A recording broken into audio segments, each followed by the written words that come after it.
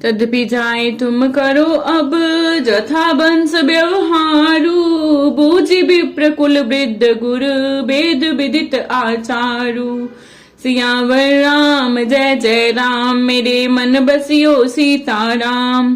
तथापि तुम जाकर अपने कुल का जैसा व्यवहार हो ब्राह्मणों कुल के बूढ़ों और गुरुओं से पूछकर और वेदों में वर्णित जैसा आचार हो वैसा करो। दूत अवधपुर पठवहु जाई आनहि नृप दशरथे बुलाई। मुदित राउ कहीं बले ही कृपाला पठय दूत बोले तेहि काला। जाकर अयोध्या को दूत भेजो जो राजा दशरथ को बुला लावे। राजा ने प्रसन्न होकर कहा, हे कृपालु बहुत अच्छा, और उसी समय दूतों को बुलाकर भेज दिया। बहुर महाजन सकल बुलाए आए सबिन सादर सिर नाए। हाट बाट मंदिर सुरबासा नगर सवार हो चारे हूँ पासा। फिर सब महाजनों को बुलाया और सब ने आकर राजा को आदर पूर्वक सिर नवाया। राजा ने कहा, बाजार रास्ते घर देवालय और सारे नगर को चारों ओर से सजाओ। हर्ष चले निज निज ग्रह आए पुनि परिचारक बोली पठाए। रचो विचित्र बितान बनाई सिर धरि बचन चले सचुपाई। महाजन प्रसन्न होकर चले और अपने अपने घर आए। फिर राजा ने नौकरों को बुला भेजा और उन्हें आज्ञा दी कि विचित्र मंडप सजाकर तैयार करो। ये सुनकर वे सब राजा के वचन सिर पर धरकर और सुख पाकर चले। पठे बोली गुणी तिन नाना जे बितान विधि कुशल सुजाना। विधि बंदी तिन कीन अरंबा बिरचे कनक कदली के खंबा। उन्होंने अनेक कारीगरों को बुला भेजा जो मंडप बनाने में कुशल और चतुर थे। उन्होंने ब्रह्मा की वंदना करके कार्य आरंभ किया और पहले सोने के केले के खंबे बनाए। हरित मनिन के पत्र फल पदुम राग के फूल। रचना देखी विचित्र अति मनु बिरंची कर भूल। हरी हरी मनियों के पत्ते और फल बनाए तथा पद्म राग मनियों के फूल बनाए।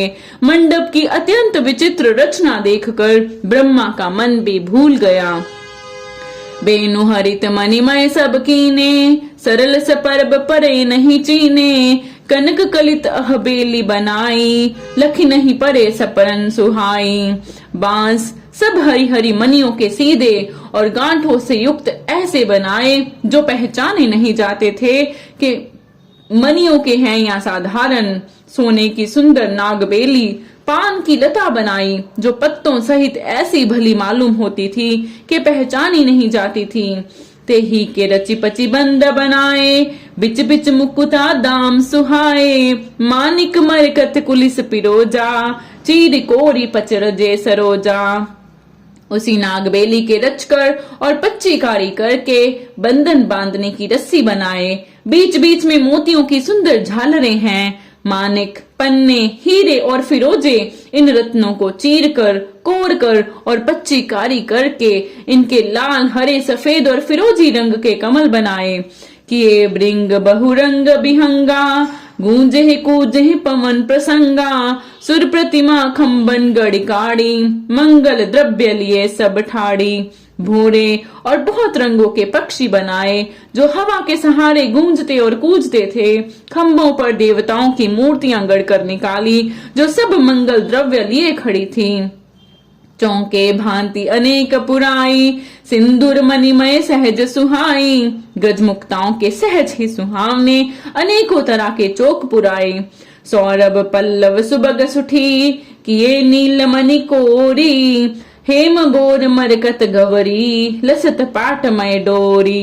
नीलमणि को कोर कर अत्यंत सुंदर आम के पत्ते बनाए। सोने के बोर आम के फूल और रेशम की डोरी से बंधे हुए पन्ने के बने फलों के गुच्छे सुशोभित हैं। रचे रुचिर बर बंद निवारे मनहु मनोभव फंद संवारे। मंगल कलश अनेक बनाए ध्वज पताक पट चमर सुहाए। ऐसे सुंदर और उत्तम बंधनवार बनाए मानो कामदेव ने फंदे सजाए हों। अनेकों मंगल कलश और सुंदर ध्वजा पताका पर्दे और चमर बनाए। दीप मनोहर मणिमय नाना जाय न बरनी विचित्र बिताना। जही मंडप दुल्हन बैदेही सोबर ने असीमति कवि के ही।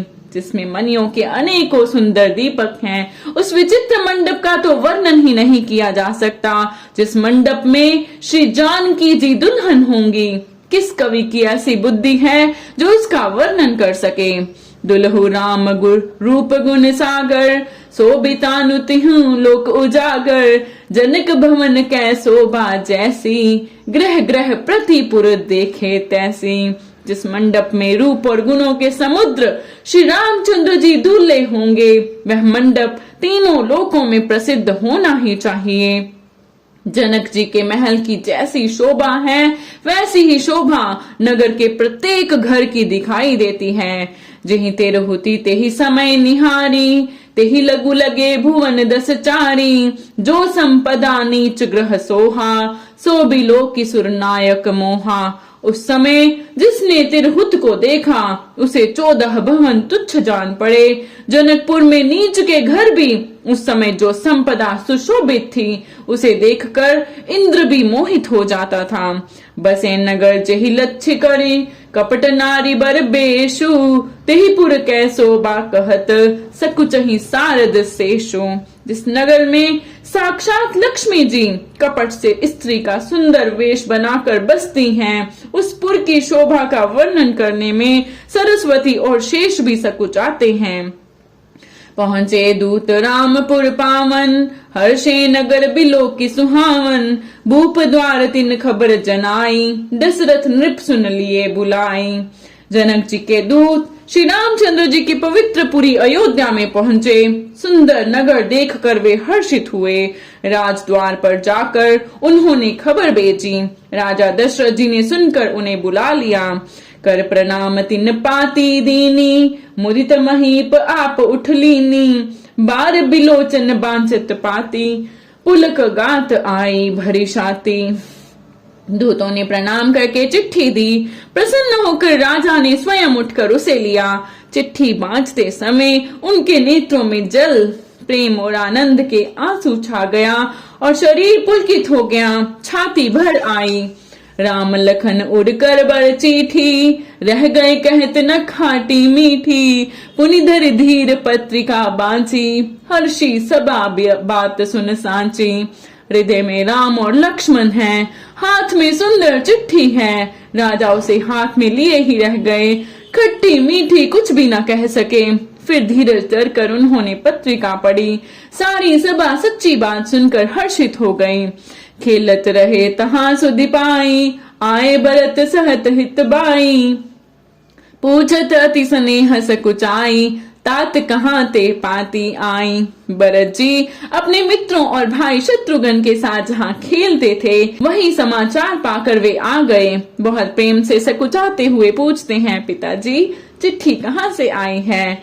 कुशल प्राण प्रिय बंधु दो, अहे कहूँ के ही देश। सुन स्नेह साने बचन, बाची बहुर नरेश। हमारे प्राणों से प्यारे दोनों भाई कहीं ये सकुशल तो हैं, और वे किस देश में हैं। स्नेह से सने ये वचन सुनकर राजा ने फिर से चिट्ठी पढ़ी। सुन पाती पुल के दो भ्राता, अधिक स्नेहु समात न गाता। प्रीति पुनीत बरत कै देखी, सकल सभा सुख लहेउ विशेषी। चिट्ठी सुनकर दोनों भाई पुलकित हो गए। स्नेह इतना अधिक हो गया कि वे शरीर में समाता नहीं। भरत जी का पवित्र प्रेम देखकर सारी सभा ने विशेष सुख पाया। तब नृपदूत निकट बैठा रे, मधुर मनोहर बचन उचारे। भैया कहो कुशल दो बारे, तुमने के निज नयन निहारे। तब राजा दूतों को पास बैठाकर मन को हरने वाले मीठे वचन बोले। भैया कहो दोनों बच्चे कुशल से तो हैं, तुमने अपनी आंखों से उन्हें अच्छी तरह देखा है ना। श्यामल गोर दरे दनुभा था, बे किशोर को सिक मुनि सा था। पहचानो तुम कहो सुभाऊ, प्रेम विबस पुनि पुनि कहराओ। सांवले और गोरे शरीर वाले वे धनुष और तरकस धारण किए रहते हैं। किशोर अवस्था है, विश्वामित्र मुनि के साथ हैं। तुम उनको पहचानते हो तो उनका स्वभाव बताओ। राजा प्रेम के विशेष वश होने से बार बार इस प्रकार कह रहे हैं, पूछ रहे हैं। जा दिन ते मुनि गए लवाई, तब ते आज सांची सुधि पाई, कहो विदेह कवन विधि जाने, सुन प्रिय बचन दूत मुस्काने। भैया जिस दिन से मुनि उन्हें लिवा ले गए, तब से आज ही हमने सच्ची खबर पाई है। कहो तो महाराज जनक ने उन्हें कैसे पहचाना। ये प्रेम भरे वचन सुनकर दूत मुस्कुराए। सुनो महीपति मुकुट मणि, तुम सम धन्य न को, राम लखन जिनके तनय विश्व विभूषण दो। दूतों ने कहा, हे राजाओं के मुकुटमणि, सुनिए, आपके समान धन्य और कोई नहीं है, जिनके राम लक्ष्मण जैसे पुत्र हैं, जो दोनों विश्व के विभूषण हैं। पूछन जो गुण तनय तुम्हारे, पुरुष सिंह तिहु पुर उजियारे, जिनके जिस प्रताप के आगे, शशि मलिन रवि शीतल लागे। आपके पुत्र पूछने योग्य नहीं है, वे पुरुष सिंह तीनों लोक के प्रकाश स्वरूप हैं, जिनके यश के आगे चंद्रमा मलिन और प्रताप के आगे सूर्य शीतल लगता है। तिन कहे नाथ किमि चीने, देखिए रवि के दीप कर लीने, सिय स्वयंवर भूप अनेका, समिटे सुबट एकते एका। ए नाथ, उनके लिए आप कहते हैं कि उन्हें कैसे पहचाना? क्या सूर्य को हाथ में दीपक लेकर देखा जाता है? सीता जी के स्वयंवर में अनेकों राजा और एक से एक बढ़कर योद्धा एकत्र हुए थे। शंभु सनासन काहू नटारा, हारे सकल वीर बरियाना, तीन लोक महजे भटमानी, सबके सकति शंभुदनु भानी। परंतु शिव जी के धनुष को कोई भी नहीं हटा सका, सारे बलवान वीर हार गए। तीनों लोकों में जो वीरता के अभिमानी थे, शिव जी के धनुष ने सबकी शक्ति तोड़ दी। सके उठाए सरासुर मेरू, सोही हार गयो करि फेरू, जही को तुक शिव सैलु उठावा, सोते ही सभा पराभव पावा। बानसुर जो सुमेरु को भी उठा सकता था, वह भी हृदय में हार कर परिक्रमा करके चला गया, और जिसने खेल से ही कैलाश को उठा लिया था, वह रावण भी उस सभा में पराजय को प्राप्त हुआ। तहाँ राम रघुबंश मणि, सुनिए महामहिपाल, बंजे उच्चाप प्रयास बिन, जिमि गज पंकज नाल। हे महाराज सुनिए, वहाँ जहाँ ऐसे ऐसे योद्धा हार मान गए, रघुवंश मणि श्री रामचंद्र जी ने बिना ही प्रयास शिव जी के धनुष को वैसे ही तोड़ डाला, जैसे हाथी कमल की डंडी को तोड़ डालता है। सुन सरोष भृगुनायक आए, बहुत भांति तिन आंख दिखाए, देखी राम बलु निज धन दीना, कर बहु विनय गवन बन कीना। धनुष टूटने की बात सुनकर परशुराम जी क्रोध भरे आए, और उन्होंने बहुत प्रकार से आंखें दिखलाई। अंत में उन्होंने भी श्री रामचंद्र जी का बल देखकर उन्हें अपना धनुष दे दिया, और बहुत प्रकार से विनती करके वन को गमन किया। राजन राम अतुल बल जैसे, तेज निधान लखन पुनि तैसे, कंपहि भूप बिलोकत जाके, जिमि गज हर किशोर के ताके। हे राजन, जैसे श्री रामचंद्र जी अतुलनीय बली हैं, वैसे ही तेज निधान फिर लक्ष्मण जी भी हैं, जिनके देखने मात्र से राजा लोग ऐसे कांप उठते हैं, जैसे हाथी सिंह के बच्चे को ताकने से कांप उठते हैं। देव देख तब बालक दो, अब न आंख तर आवत को, दूत बचन रचना प्रिय लागी, प्रेम प्रताप वीर रस पागी। हे देव, आपके दोनों बालकों को देखने के बाद अब आंखों के नीचे कोई आता ही नहीं, हमारी दृष्टि पर कोई चढ़ता ही नहीं। प्रेम, प्रताप और वीर रस में पगी हुई दूतों की वचन रचना सबको बहुत प्रिय लगी। सभा समेत राउ अनुरागे, दूतन देन निशावर लागे, कह अनीति ते मुंह दही काना, धर्म विचार सबहि सुख माना। सभा सहित राजा प्रेम में मगन हो गए और दूतों को निशावर देने लगे। उन्हें निशावर देते देखकर ये नीति विरुद्ध है ऐसा कहकर दूत अपने हाथों से कान मूंदने लगे। धर्म को विचार कर उनका धर्म युक्त बर्ताव देखकर सभी ने सुख माना। तब उठी भूप वशिष्ठ कहूँ, दीनी पत्रिका जाई, कथा सुनाई गुरहि सब, सादर दूत बोलाई। तब राजा ने उठकर वशिष्ठ जी के पास जाकर उन्हें पत्रिका दी और आदर पूर्वक दूतों को बुलाकर सारी कथा गुरु जी को सुना दी। सुन बोले गुर अति सुख पाई, पुण्य पुरुष कहूँ मही सुख शाई। जिमि सरिता सागर महु जाहि, यद्यपि ताहि कामना नाही। सब समाचार सुनकर और अत्यंत सुख पाकर गुरु बोले, पुण्यात्मा पुरुष के लिए पृथ्वी सुखों से शाई हुई है, जैसे नदियां समुद्र में जाती हैं, यद्यपि समुद्र को नदी की कामना नहीं होती। तिमि सुख संपत्ति भी नहीं बुलाए, धर्मशील पहि जाहि सुभाए। तुम गुर विप्रधेनु सुर से भी, तस पुनीत कौसल्या देवी। वैसे ही सुख और संपत्ति बिना ही बुलाए स्वाभाविक ही धर्मात्मा पुरुष के पास जाती हैं। तुम जैसे गुरु, ब्राह्मण, गाय और देवता की सेवा करने वाले हो, वैसी ही पवित्र कौसल्या देवी भी हैं। सुकृति तुम समान जग माही, बयो न है कहु होन्यु नाही।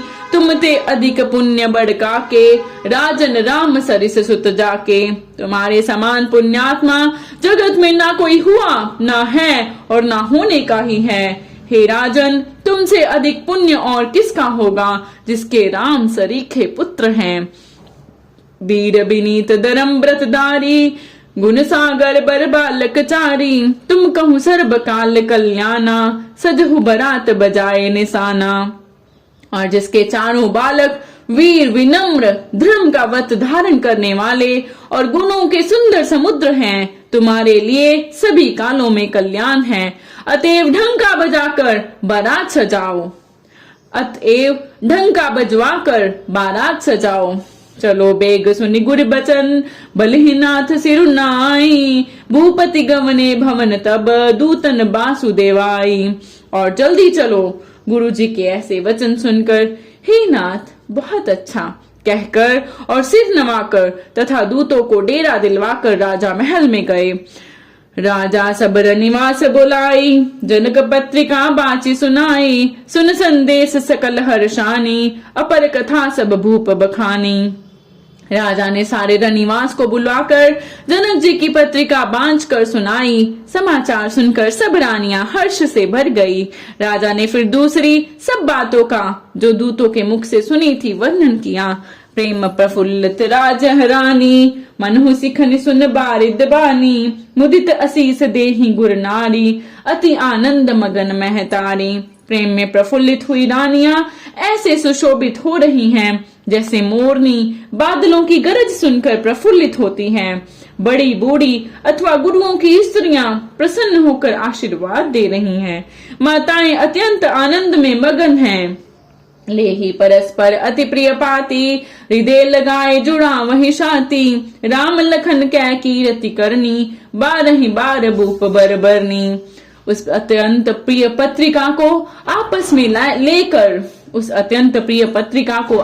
लेकर सब हृदय से लगकर छाती शीतल करती हैं। राजाओं में श्रेष्ठ दशरथ जी ने श्री राम लक्ष्मण जी की कीर्ति और करनी का बारंबार वर्णन किया। मुनि प्रसाद कहि द्वार सिधाए, रानी ने तब महिदेव बुलाए। दिए दान आनंद समेता, चले विप्रबर आशीष देता। ये सब मुनि की कृपा है, ऐसा कहकर वे बाहर चले आए। तब रानियों ने ब्राह्मणों को बुलाया और आनंद सहित उन्हें दान दिए। श्रेष्ठ ब्राह्मण आशीर्वाद देते हुए चले। जाचक लिए हंकार दीन, निशावर कोटि विधि। चिरुजीव सुत चार, चक्रवर्ती दशरथ के। फिर भिक्षुकों को बुलाकर करोड़ों प्रकार की निशावरें उनको दी। चक्रवर्ती महाराज दशरथ के चारों पुत्र चिरंजीवी हों।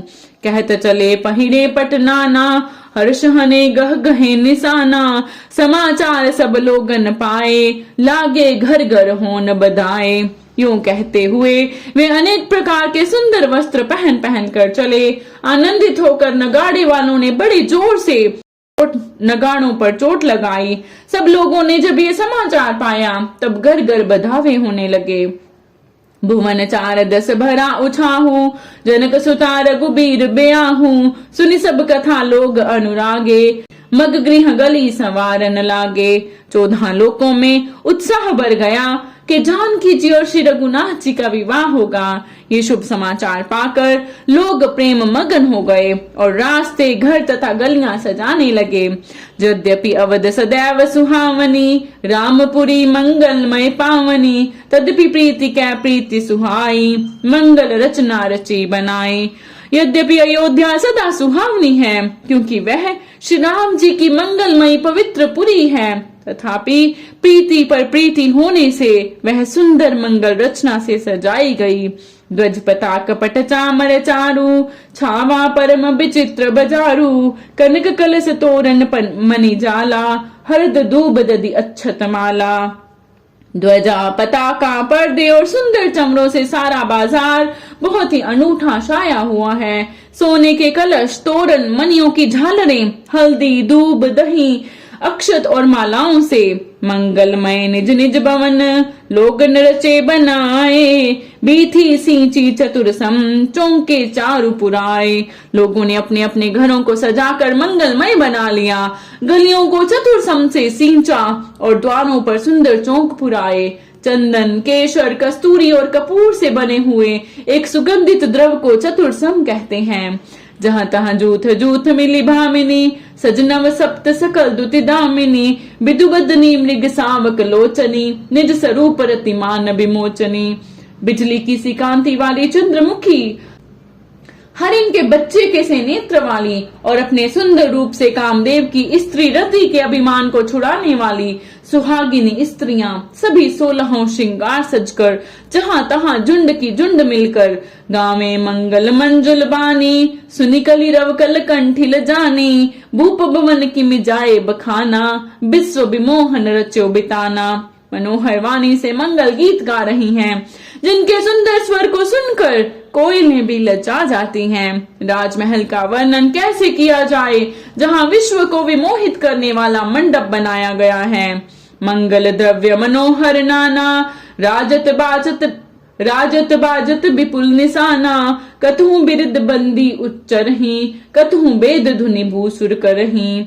अनेकों प्रकार के मंगल मनोहर मांगलिक पदार्थ शोभित हो रहे हैं और बहुत से नगाड़े बज रहे हैं। कहीं भाट विरुदावली का उच्चारण कर रहे हैं, कुल कीर्ति का उच्चारण कर रहे हैं और कहीं ब्राह्मण वेद ध्वनि कर रहे हैं। गावे सुंदर मंगल गीता, ले नाम राम अरु सीता, बहुत उछाहु भवन अति थोरा, मानहु उमग चला चहोरा। सुंदर स्त्रियां श्री राम जी और श्री सीता जी का नाम ले लेकर मंगल गीत गा रही हैं। उत्साह बहुत है और महल अत्यंत ही छोटा है, इससे उसमें ना समाकर मानो वह उत्साह आनंद चारों ओर उमड़ चला है। शोभा दशरथ भवन कई, को कभी बरने पार, जहां सकल सुरसी समनी, राम लीन अवतार। दशरथ के महल की शोभा का वर्णन कौन कभी कर सकता है, जहां समस्त देवताओं के शिरोमणि श्री रामचंद्र जी ने अवतार लिया है।